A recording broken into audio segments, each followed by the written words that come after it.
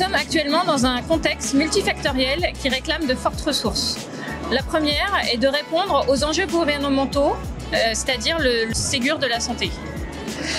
La deuxième, c'est accompagner la commercialisation de nos produits tout en développant le déploiement et la maintenance, qu'elle soit logicielle ou technique. Comme depuis toujours, nous améliorons continuellement nos produits, mais nous en développons aussi des nouveaux. Et enfin, afin d'accompagner cette croissance de notre groupe, nous devons de renforcer nos équipes transverses. En 2022, nous avons recruté plus de 70 CDI. Et en 2023, sur le premier semestre, c'est déjà 30 CDI embauchés et pas moins de 30 autres postes ouverts pour le reste de l'année. C'est pourquoi, pour voir à ces besoins, nous avons organisé un job dating sur le salon Santexpo.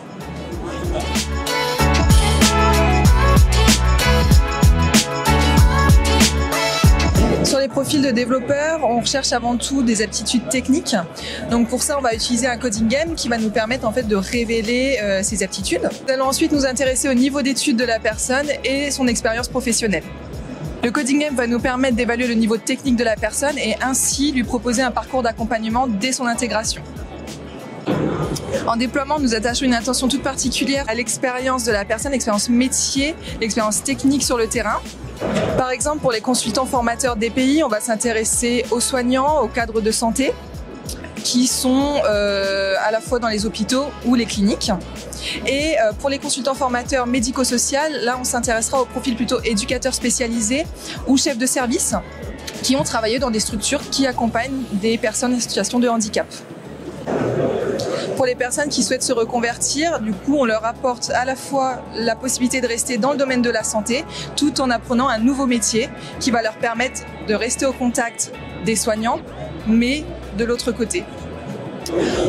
Au cours des 12 derniers mois, nous avons permis déjà 17 reconversions professionnelles, que ce soit profil infirmier ou éducateur spécialisé, par exemple. Ce qui va permettre à Evolucare d'avoir à la fois des collaborateurs qui ont une compétence technique et métier, et ainsi répondre au mieux aux enjeux du client.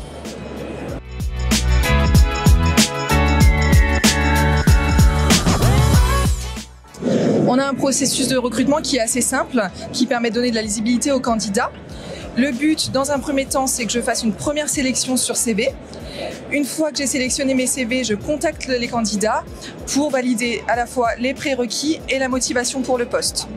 Ce qui va me permettre ensuite, si tout ça est validé, de proposer un deuxième entretien à la personne avec le responsable et si possible le N+2 en même temps.